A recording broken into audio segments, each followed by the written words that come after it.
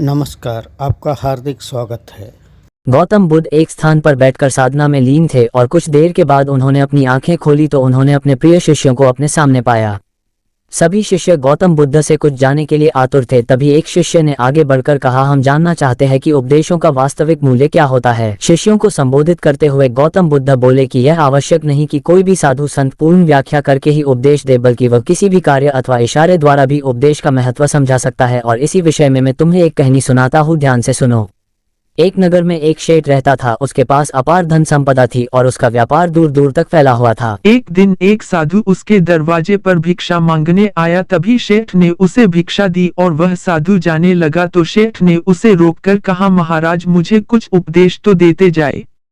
साधु ने शेठ की तरफ देखा और बोला, हफ्ते भर बाद जब वापस आऊंगा तब उपदेश दूंगा।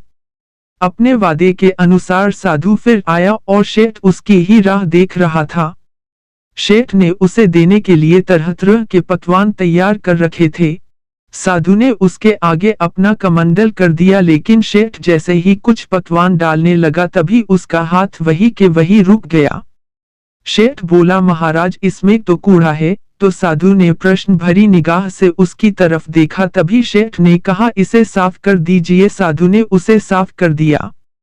शेठ ने उसमें खाने की चीजें डाल दी। जब भिक्षा लेकर साधु जाने लगा तब शेठ ने कहा, महाराज आप तो जा रहे हैं और क्या आप भूल गए क्या आज आपने मुझे उपदेश देने का वचन दिया था।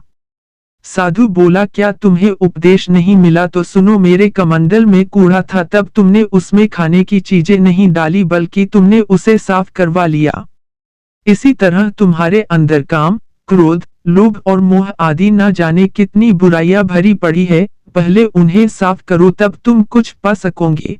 शेठ को साधु के उपदेश का महत्व समझ आया और उसने उसे अपने जीवन में ढालने का निर्णय लिया।